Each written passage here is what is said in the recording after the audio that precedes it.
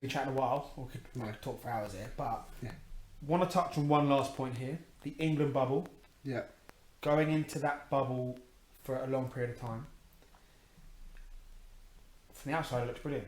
Yeah. No one's playing cricket, just the England boys, and it is brilliant. Yeah. But that must have been tough. So, what were the experiences, the good ones and the bad ones, from it? Because every experience is good and bad. Yeah. It doesn't matter if everyone says it's amazing. There's going to be some negative experiences. Yeah. And it must have been challenging mentally, being in your room, being in the confines of a cricket ground for 2-3 weeks.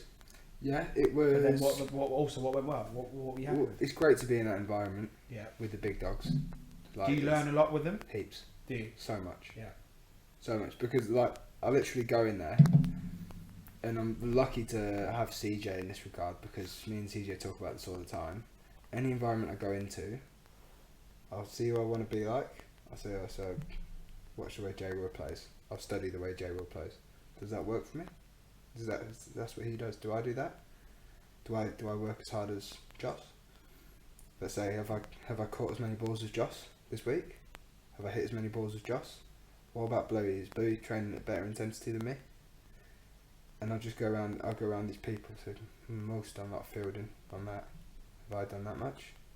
And you literally just go around, and the players you want to be like, you can just pick things from all of them. How hard do these guys train then? So hard.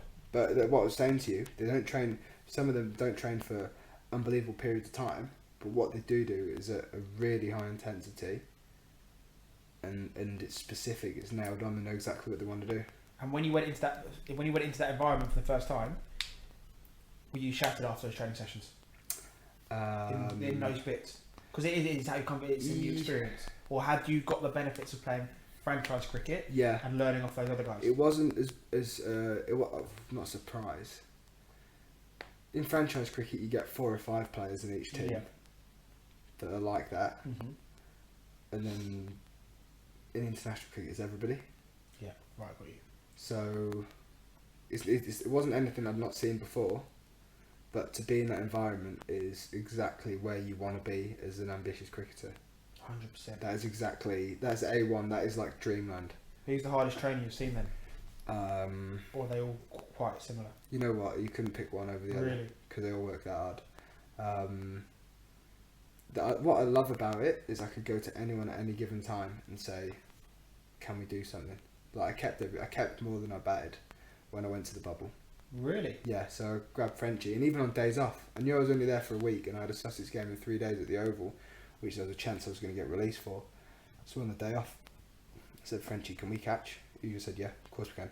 So on the day off, he went out, grabbed the mats, the bowling machine, everything we needed, and we did an hour and a half on the outfield on what was supposed to be his day off. Because everybody's aligned to the same thing, being the best, one common goal. being the best that you can be. And if you're being the best, Is that being the motto? Is it? Not is it quite, not but a motto, it goes without saying. Yeah. You know, if everybody being the best they can be, players, coaches, support staff, whatever, then it can only be a good thing for the environment and for the 100%. team. And everybody understands that there, which is something you don't necessarily get in county cricket. No. But you are paying a lot more, but then you've got to decide, because everyone has to play county cricket. Yeah. You've got to decide, do you want to play county cricket and be a journeyman? Or do you go, do you know what? I'm prepared to be a journeyman, but I'm going to put myself in the best possible position to try and play for England. Yeah. And that's something you do. What was talk about the bubble though? There must have been What being was in the tough confined about area. it? I know you weren't in it as much as you would have liked because you got released for a few games, Yeah. but you got a taste of it. But it must have had its challenges. The only challenging bit was just being in your room all the time. Yeah. Actually, the food. That was the most challenging bit. The food in Southampton Yeah. was top drawer. Was it? But then the food when we went to to Old Trafford was not the same food as in Southampton. Was it poor? Which it wasn't poor, but it was just like you got used to it. You get used to a certain standard. So I had a lot of Nando's. Did you? I had heaps of What Nando's. about at Southampton? Any fast food? Oh god. I want to be in South. I think it's got a story. Yeah, there was me and Topper's got a couple of chicken select meals. Yeah.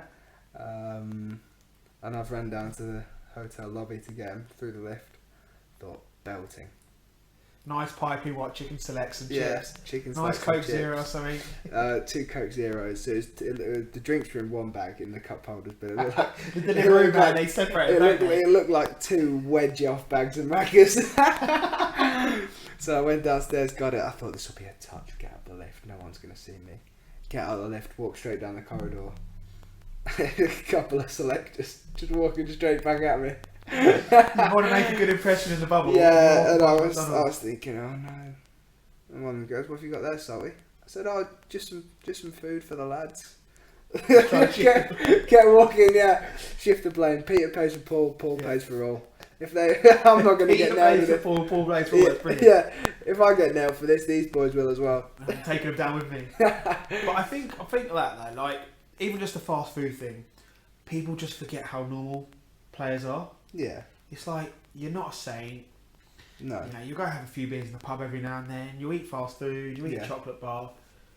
But that'll be every now and then, and it'll be a release. The thing is, that is. So you're not getting Maccas in every night. Once every couple of months. Yeah, you're not getting Maccas in every night. That's like a real naughty treat when you're. You probably had a day off the next day. Yeah. You've smashed training in for a week. More than that, it'd have to be more than a week. If I had Maccas, if I had a good week, if I had a Maccas for every good week, I'd have the guilt. Every day, mate. I'd have the guilt about me. Yeah. So it's got to be like a really well earned thing. Same as going out for a few beers. I couldn't just go out for a few beers. That's one thing I have noticed with you. When I first met you when you were 18, you loved the night out. Yeah. You're always like, let's go for a night out to anyone. Yeah. Yes, you'll still come, but sometimes you won't drink or you have one or two No, I beers. won't drink. I'll just slip off. Unless it's somebody's birthday or something, and I've got a good window. Yeah. I've got to have a good window. Yeah. I've got to have a long window where I can get myself right. But it just shows you are normal. Yeah. And it shows that these guys playing professional sport at a top level are pretty normal, and they're not saints, but they know as and when to do it because they know ultimately that's going to affect their game. But we've been chatting for a while. We have. I could talk for hours again. I know, me too. I'll have to come on again. You've got to come on again.